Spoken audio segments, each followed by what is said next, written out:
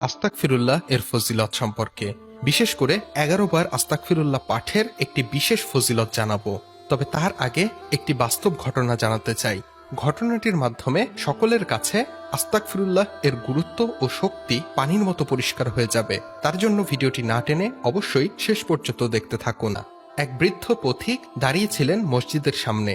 এত রাতে কোনো মানুষজনের ঘরে গিয়ে তাদের কষ্টের কারণ হতে চাননি তিনি। সে কারণেই চেয়েছিলেন মসজিদেই কাটিয়ে দেবেন রাতটুকু। নফল সালাত আর কিছুটা ঘুমিয়ে দিব্যি রাত কাটিয়ে দেয়া যেত। কিন্তু বাদ সাধলেন মসজিদের খাদেম। কোনো এক অজানা কারণে তাকে পছন্দ করলেন না খাদেম।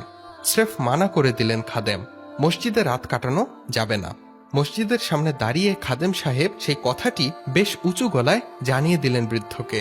মসজিদের সাথে লাগানো রুটির দোকানে মধ্যবয়স্ক একজন বিশাল তন্দুরে রুটি বানাচ্ছেন। খাদেমের চড়া গলা তার কান পর্যন্ত গেল।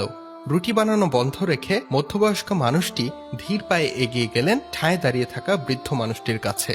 সালাম দিয়ে জানতে চাইলেন, পথিক বুঝি আপনি? আপনার আপত্তি না থাকলে আজকের রাত আমার সাথে কাটিয়ে দিতে পারেন। আমি ওপাশের দোকানে রুটি বানাই, একটু কষ্ট হয়তো হবে আপনার। খুব খুশি হলেন বৃদ্ধ মানুষটি। রুটি বানানো লোকটির সাথে গিয়ে তার ঘরে উঠলেন। বৃদ্ধের শোয়ার আয়োজন করে দিয়ে আবার রুটি বানাতে লেগে গেলেন মানুষটি। বিছানায় আধশোয়া বৃদ্ধ খেয়াল করছিলেন কাজের ফাঁকে ফাঁকে কি যেন পড়ছেন তাকে আশ্রয় দেয়া মানুষটি। বৃদ্ধ জিজ্ঞেস করলেন, কিছু মনে না করলে আপনাকে একটা কথা জিজ্ঞেস করি ভাই।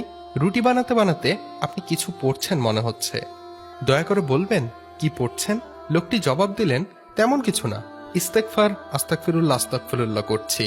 কাজের ফাঁকে ফাঁকেও মহান আল্লাহ সুবহানাহু ওয়া তাআলার কাছে ক্ষমা প্রার্থনা করছি। বৃদ্ধ লোকটি অবাক হয়ে জানতে চাইলেন, এই যে কাজের ফাঁকেও একটানা ইস্তেগফার করছেন, কোনো লাভ কি হয়েছে আপনার? লোকটির সাবলীল জবাব, জি জনাব, আলহামদুলিল্লাহ। আমার মনে হয় এই ইস্তেগফারের কল্যাণেই মহান আল্লাহ এখন পর্যন্ত আমার যাবতীয় দোয়া কবুল করেছেন, শুধু একটি দোয়া ছাড়া। এটা শোনার পর বৃদ্ধ লোকটি জানতে চাইল, আপনার কোন দোয়াটি আল্লাহ তাআলা কবুল করেননি? লোকটি জবাবে বললেন, আমাদের এখান থেকে অনেক দূরে আল্লাহর প্রিয় এক বান্দা থাকেন। জ্ঞান, গরিমা, মেধা, যুক্তি সবকিছুতেই আল্লাহ তাআলার প্রিয় একজন তিনি। লোকটি আরো বললেন, আমার খুব শখ একবার যদি তার সাথে দেখা করতে যেতে পারতাম, কিছুটা সময় যদি কাটাতে পারতাম সেই জ্ঞানী বান্দার সাথে। আল্লাহ পাক আমার এই প্রার্থনাটি শুধু কবুল করেননি, এখনো নিশ্চয়ই কবুল করবেন তিনি। আমার কোনো গুনাহের কারণে হয়তো এখনো কবুল হচ্ছে না। বৃদ্ধ মানুষটির চোখ ভারী হয়ে এলো কান্নায়। ধরা গলায় কান্না চেপে জিজ্ঞেস করলেন তিনি, আপনি কি আহমদ ইবনে হাম্বলের কথা বলছেন ভাই? আশ্রয়দাতা লোকটি কৌতূহলের সাথে সম্মতি জানালেন, জি জনাব, আমি শায়খুল ইসলাম, জগৎ বিখ্যাত মুস্তাহিদ ও মুহাদ্দিস ইমাম আহমদ বিন মুহাম্মদ বিন হাম্বলের কথাই বলছি। আল্লাহ তাআলা তার প্রতি অবিরাম রহমত বর্ষণ করুক। বৃদ্ধ মানুষটি এবার উঠে এসে পাশে দাঁড়ালেন।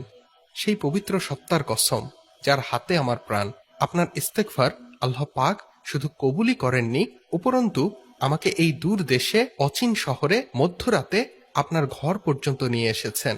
আমি মহান আল্লাহ তাআলার সেই অধম বান্দা আহমদ ইবনে হাম্বল। ঘটনাটি মানাকিব আল ইমাম আহমদ বই থেকে নেয়া। উল্লেখ